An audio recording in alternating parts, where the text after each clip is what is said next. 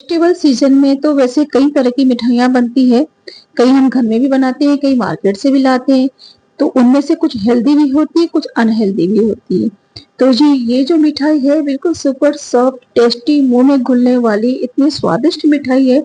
और सबसे खास बात ये है कि बिना शक्कर से बनी हुई मिठाई है।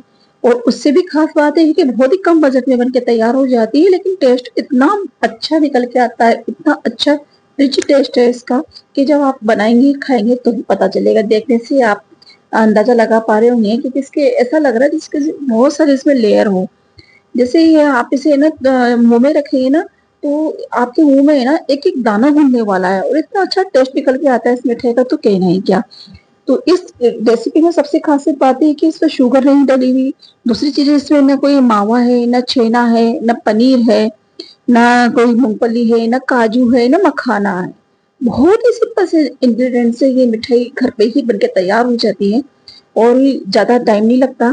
10 से 15 मिनट में इस मिठाई को बना के हम इजीली बना सकते हैं। और कोई भी ना जो न्यू बिगिनर है, पहली बार बना रहा हो, तो वो भी इसे बहुत ही आसान से स्टेप में से बना के तैयार कर सकता है। तो इसके लिए आपको पूरा वीडियो देखना होगा कैसे बनती है ये अच्छी सी डिजर्ट, स्वीट सी प्यारी सी डिजर्ट। और बहुत ही अमेजिंग टेस्ट रहा है भाई इसका। तो आप कब बना रहे हैं इसके, और मैं इसको तोड़ के बताने वाली हूँ। कितना देखिए कितनी इजी में ये अच्छे से टूट रही है। और आप इसके टेक्सचर से पता कर पा रहे होंगे कि ना कितनी अच्छे से ये टूट रही है, बिखर रही है। तो मुंह में जाने के बाद तो इसका टेस्ट है ना क्या ही कहना। तो ये मिठाई बहुत ही स्वादिष्ट रहने वाली है। तो आप इसे ना बहुत ही कम बजट में बना के तैयार कर सकते हैं, झटपट बना सकते हैं और कभी भी बना सकते हैं। और सबसे इससे भी सबसे ज्यादा इम्पोर्टेंट बात है कि मिठाई है ना 20 से 25 दिन आपकी खराब नहीं होने वाली बाहर भी। हाँ जी, ये बाहर भी बिल्कुल भी खराब नहीं होगी कि ऐसा कोई चीज नहीं है इसमें तो बाहर खराब हो जाए। तो अब लेते हैं 1 कटोरी गुड़। मेजरमेंट आप पूरे वीडियो देखेगा तो आपका मेजरमेंट बिल्कुल भी ऊपर नीचे नहीं होने वाला, मेजरमेंट बिल्कुल सही है। तो 1 कटोरी मैंने गुड़ ली है, इक्वल आप इसी तरह से करते रहें। तो 1 कटोरी गुड़ लेके मैं इसको एक बाउल में डाल लेती हूँ। और गुड़ का आधा पानी में जिस जिस बाउल से मैंने गुड़ लिया उसी बाउल से आधा कटोरी पानी लेके मैं इसको बढ़िया से पिघला लेती हूँ। फ्लेम को ऑन कर लेती हूँ, गैस को ऑन कर लेती हूँ। और गुड़ को अच्छे से बढ़िया से इसे पिघला लेती हूँ, यानी कि गुड़ की चाशनी बना लेती हूँ मैं। तो मेजरमेंट आप बिल्कुल फिक्स है इसका। इसमें जैसे मैंने 1 कटोरी गुड़ लिया है, तो 1 कटोरी गुड़ को मैं अच्छे से बढ़िया से इसमें चाशनी बना के तैयार कर रही हूँ, इसे कंटिन्यू चला के। और एक ही फ्लेम पे आप इसे बनाएं। ये गुड़ की चाशनी है तो कहीं तो फ्लेम कम ज्यादा करते हैं, तो इसका फ्लेम का क्या है, गुड़ की चाशनी का है ना कड़वा बढ़ जाता है। तो आप एक ही फ्लेम पे बनाए इसे। और इसे रख लेते हैं आप एक तरफ साइड में। तो ये गुड़ की चाशनी बनके तैयार। और अब लेते हैं अब 1 कटोरी बेसन। कटोरियां बिल्कुल सेम है, जिस कटोरी से मैंने गुड़ लिया है उसी कटोरी से बिल्कुल सेम कटोरी है, सेम क्वांटिटी की कटोरी है। तो 1 कटोरी मैंने बेसन लिया है ये। तो बेसन को बिना घी डाले ही मैं इसको अच्छे से भूनने वाली हूँ। और इसमें अब डालूंगी मैं ये सूजी है। सूजी पूरी नहीं डालने वाली, सिर्फ 2 चम्मच सूजी इसमें डालने वाले। सूजी को मैं बेसन के साथ में हल्का हल्का सा बिल्कुल है ना लो फ्लेम में इसे सेकने वाली। इसकी जब तक सोंधी सोंधी खुशबू नहीं आ जाती, मतलब बेसन की एक अच्छी बढ़िया सी खुशबू आती, मजेदार सी खुशबू आती है, तो वहां तक आप इसे ना सेक लें। मतलब ज्यादा इसको डार्क भी नहीं करना और फ्लेम को बंद कर देते हैं। तो इस स्टेप में मेरा ये आधा बेसन सीख चुका है, आधा बेसन में घी में पकाने वाली हूँ। तो अब ले लेते हैं घी। तो आप घी भी देख लीजिएगा, ये आधा कटोरी थोड़ा सा ज्यादा है, यानी आधा कटोरी मान सकते हैं, आधे कटोरी भी आप लेंगे ना बेसन का ये घी। हाँ, घी में आप है ना जहां तक हो सके आप अच्छी ब्रांड का और अच्छी क्वालिटी का ही घी लें, तो इसका टेस्ट है ना अच्छे से निकल के आएगा। तो इस तरह से ये बेसन में हमारा ये आधा कटोरी घी गया। और इसको बढ़िया से है ना लो फ्लेम पे ही हम इसे बढ़िया से पकाने वाले। जैसे जैसे हम इसे पकाते जाएंगे तो ऑटोमेटिक है ना गाढ़ा होता जाएगा। तो आप देख रहे हैं इसका टेक्सचर बिल्कुल कंटिन्यू में से चला रही हूँ, लो फ्लेम पे पका रही हूँ। तो आप देख रहे हैं इसको। और जैसे ही ये अच्छे से भून जाता है बढ़िया से, बेसन को आप अच्छे से भूने। और जैसे ही बेसन भूनता रहता है ना, तो इसकी अच्छी सी बढ़िया सी एक शानदार सी खुशबू निकल के आती है। आपको खुद ही पता चल जाएगा कि बेसन भून रहा है भाई। तो इस तरह से आप देख लीजिए, इसका कलर भी है ना चेंज हो जाएगा जैसे जैसे बेसन भुनेगा ना। तो इसका है ना बिल्कुल देखना आप इसका कलर देखिएगा पहले कैसा था और अब कैसा है। बिल्कुल थोड़ा थोड़ा सा है ना ब्राउन सा होने लग गया, मतलब लाइट ब्राउन होने लग गया ये। तो इस स्टेज पर तक आप इस बेसन को भूने बढ़िया से, लो फ्लेम पे भूने। हाँ, इसमें बस थोड़ा सा ये चीज का जरूर ध्यान रखें, फ्लेम को आप है ना मिड भी ना करें और फुल भी ना करें, लो ही फ्लेम पे आप इसे भूनते रहें। तो ये 10 से 15 मिनट में आराम से भून जाता है।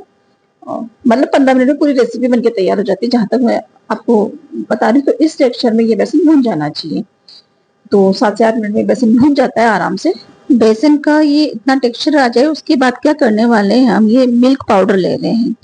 तो इसी से ना इसका इतना अच्छा टेस्ट निकल के आएगा इस मिठाई का। इसी से, जैसे कि मैंने बोला कि मैंने कुछ भी नहीं डाला, तो मैं सिर्फ ये मिल्क पाउडर डाल रही हूँ। 1 कटोरी में डाल चुकी, दूसरी कटोरी भी मैं इसमें डाल रही हूँ, क्योंकि मेरे पास में अभी स्पून आसपास नहीं थी, तो मैं इसी से उड़ेल रही हूँ, तो आधा थोड़ा सा नीचे गिर रहा है। तो इस तरह से मैं ये 2 कटोरी भर के इसमें ये मिल्क पाउडर डाल लेते हैं। मिल्क पाउडर आपके पास में कोई से भी ब्रांड का आप ले सकते हैं। तो आपको पता है, जैसे मैंने दूध, छेना, पावा, पनीर कुछ भी नहीं डाला, ना काजू है, ना मखाना है, ना मूंगफली, कुछ भी नहीं है, सिर्फ मिल्क पाउडर और बेसन से ही है ना इतनी अच्छी बनके तैयार हो जाती है मिठाई। तो आप क्या करें, मेरी गैस है ना बंद है, फ्लेम को बंद किया हुआ है, उसी जो पैन है गैस पे रखा हुआ है, लेकिन है ना जो फ्लेम मैंने ऑफ कर रखा है। तो आप धीरे धीरे आसानी से इसे मिला लीजिएगा। और आपको यदि परेशानी हो रही है ना, तो मैं आपको 2 तरीका बताऊंगी।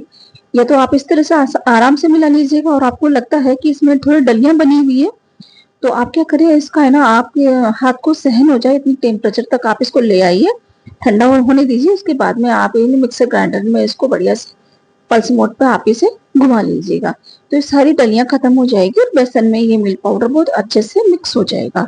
बहुत आसान सा टिप्स है ये इसका। वैसे मैं तो कर लेती हूँ इसमें आराम से, धीरे धीरे। अगर आपको जल्दी ना हो, टाइम की ज्यादा वो ना हो, तो आप आराम से मिला सकते हैं। और यदि आपको फटाफट फास्ट तरीके से करना हो, तो आप थोड़ा ठंडा होने तक आप इसे मिक्सर में घुमा दीजिए। और फ्लेवर के लिए डालने वाले हैं हम 5 से 6 इसमें हरी इलायची। तो इसको तोड़ के इसके बीज ही हम इसमें मिक्स करने वाले, ताकि इसमें बढ़िया से पिस जाए। आपके पास में पिसा पाउडर तो वो भी डाल लें। और आपको इलायची का फ्लेवर पसंद नहीं हो, कोई एसेंस डालना चाहते हैं, केवड़ा, रोज, जो भी आपको पसंद हो, तो आप वो एसेंस भी डाल सकते हैं। जो आपकी मर्जी हो, आप वो फ्लेवर दे सकते हैं। तो इस तरह से ये हमारा ये मिक्सर, ये देखिए जी, बिल्कुल मैश हो चुका है बढ़िया से। मिल्क पाउडर, बेसन अच्छे से बढ़िया मिक्स हो चुका है ये। तो क्वांटिटी सभी की बिल्कुल सही है, न कम है न ज्यादा है, उसी में हमारी सारी चीजें बिल्कुल सही जा रही है ये। और इसी से हमारी पूरी मिठाई बिल्कुल परफेक्ट तरीके से बनके तैयार होने वाली है। तो वापस डाल लेते हैं पैन में। अभी भी मेरी गैस बंद ही है, मैंने गैस को ऑन नहीं किया है, मैं बार बार आपको यहाँ पैन उठा के दिखा रही हूँ। तो अब ये जो गुड़ की चाशनी बनी हुई थी, हमने पहले तो बना के रखी हुई थी, तो गुड़ की चाशनी को हम धीरे धीरे इसमें डाल लेंगे। गैस का फ्लेम बंद है, और आसानी से आराम से आप, इसमें कोई जल्दबाजी नहीं है। ऐसा कुछ भी नहीं है कि ये सेट हो जाएगी फिर है ना जमेगी नहीं, या कोई लूज रह जाएगी, ऐसा कुछ भी नहीं है। पर आप जैसे गुड़ की चाशनी मिलाएंगे, तो आप थोड़ा सा आपको लगेगा, आप नए नए हैं, पहली बार बना, तो आपको ऐसा लगेगा कि ये कहीं लूज ना रह जाए। तो कुछ भी नहीं होने वाला। आप इसे कंटिन्यू है ना 1 से 2 मिनट तक आप इसे चलाएंगे ना, तो ये चाशनी अपने आप ना एब्जॉर्ब कर लेगी ये बेसन और मिल्क पाउडर। तो धीरे धीरे है ना पेन भी छोड़ने लग जाएगी, और ये ना गाढ़ी हो जाएगी अपने आप। तो आप इसे, मैं कंटिन्यू चला रही हूँ, आप देख, इसे मिक्स कर रही हूँ बढ़िया से। और बिल्कुल परफेक्ट मेजरमेंट है सबका, गुड़ का, बेसन का, मिल्क पाउडर का, सबका। घी का भी न ज्यादा है न कम है, बिल्कुल परफेक्ट है ना, नाप गया है सबका। तो आप इसी तरह से ले लीजिएगा। आप यदि ज्यादा क्वांटिटी का बनाना चाहते हैं, तो हर चीज को आप डबल कर लीजिएगा। इसमें आप देख रहे हैं पेन अपने आप ऑटोमेटिक में छोड़ने लगा है ये। गैस की फ्लेम बंद है, कभी तब से बंद है जब से मैंने बेसन की सिकाई की थी, तब से फ्लेम बंद है हमारा। तो आप देख रहे हैं अच्छी तरह से ये बड़े से कितने अच्छे से पेन को छोड़ रही है। और इस तरह से मैं इसमें से स्पून से इसको थोड़ा सा निकाल लेती हूँ। तो ये हमारी मिठाई है ना बिल्कुल है ना एक जगह इकट्ठी हो जाएगी, आप देख रहे हैं। और कितना है ग्लिस आ रहा है इसमें ऑटोमेटिक ही, कितनी स्मूथ सी दिख रही है आपको ये। बिना कुछ डाले ही इतना अच्छा टेक्सचर आता है इस मिठाई का, और टेस्ट भी इतना अच्छा आता है, क्या ही बताऊं मैं। लेकिन कुछ है ना टिप्स और ट्रिक्स है जो आपको फॉलो करनी ही होगी, और ध्यान से आपको वीडियो देखनी ही होगी, तो ही आपकी मिठाई बन पाएगी। तो टेम्परेचर इतना हो चुका है इसका कि हाथों से बिल्कुल सहन हो रहा है आराम से, इतना टेम्परेचर पे मैं इसे तैयार करूं। और अब आपको लगता है कि मिठाई नहीं जमेगी, तो मैं आपको ग्लिस करके भी बता रही हूँ। अगर आपको डर लगता है कि नहीं जमेगी, वैसे ऐसा ग्लिस करने की भी आवश्यकता नहीं थी, बिना ग्लिस किए ही प्लेट में ही आसानी से निकल जाती है और जम भी जाती है। तो अपने मनपसंद के कोई से भी आप ड्राई फ्रूट डाल लीजिएगा। और मैंने आपको प्लेट को ग्लिस करके ही बताया है, वैसे जरूरत नहीं थी, क्योंकि इसका खुद का इतना अच्छे से बढ़िया से ना मॉइस्चर निकल के आता है, मतलब घी जो इसकी चिकनाई है वो इतनी अच्छे से निकल के आ जाती है इसमें, तो जरूरत ही नहीं पड़ती ग्रीस करने की। तो पर फिर भी मैंने आपको बताया कि भाई आप अगर पहली बार बना रहे हैं तो आप इसे ग्रीस कर लीजिएगा, या फिर कोई बटर पेपर हो तो आप उसी पे लगा सकते हैं। इस तरह से आसानी से इसे बड़े से फैला लीजिए, और बिल्कुल प्लेन हाथों से आप हाथ से भी इसे फैला सकते हैं, या कोई ऐसा आपके पास में कोई बर्तन हो तो आप उससे भी इसको बिल्कुल फ्लैट कर सकते हैं। तो इस तरह से इसको चिकना कर लीजिएगा, और अपनी पसंद के कोई भी ड्राई फ्रूट या कोकोनट पाउडर जो भी आपको पसंद हो आप वो इसमें इसमें ऊपर से लगा दीजिएगा। तो इस तरह से ये हमारी मिठाई बनके तैयार हो जाती है। तो मेरे पास में कुछ पंपकिन सीड, कुछ कच्चे हुए बादाम थे, तो को ही इसमें लगा लेती हूँ, और थोड़े इसमें मेरे पास में वाटरमेलन सीड भी थे, तो मैं उसको भी थोड़ा सा डाल लेती हूँ। 2-4 मेरे पास पड़े हुए थे, बाहर ही रखे हुए थे, तो मैं इसको थोड़ा सा वो भी कर लेती हूँ। तो थोड़ा सा लुक अच्छा हो जाता है मिठाई का, और खाने में भी टेस्टी लगती है। तो इस तरह से हमारी मिठाई बनके तैयार हो गई। और आपको कट करके बता रहा हूँ, आधा घंटा रेस्ट देने के बाद में जैसे ये ठंडी होती है ना, तो आप इसे कट कर लीजिएगा, तो आसानी से कट हो जाती है और आसानी से ये मिठाई निकल के तैयार हो जाती है। तो जरा भी अच्छी लग रही हो आपको ये रेसिपी, बहुत ही सस्ते में कम बजट में घर में ही आपकी मिठाई बना के तैयार कर सकते हैं। और जरा भी आपको अच्छी लग रही हो ये मिठाई, तो प्लीज लाइक शेयर कमेंट करना ना भूलें। चैनल पे है तो सब्सक्राइब प्लीज जरूर जरूर जरूर चैनल को सब्सक्राइब करें आप। आपके लिए हम इतनी मेहनत से रेसिपी बना के लाते हैं, और आपको कुछ नई रेसिपी जाननी है तो कमेंट में आप जरूर बताएं, आपको वही रेसिपी हम बना के बताएंगे। तो इस तरह से मिठाई आप बनके तैयार है। और आप इंस्टा पे है तो वहां पे भी आप पेज को फॉलो करें, और प्यारा प्यारा से कमेंट करते रहिएगा। देखने के लिए धन्यवाद।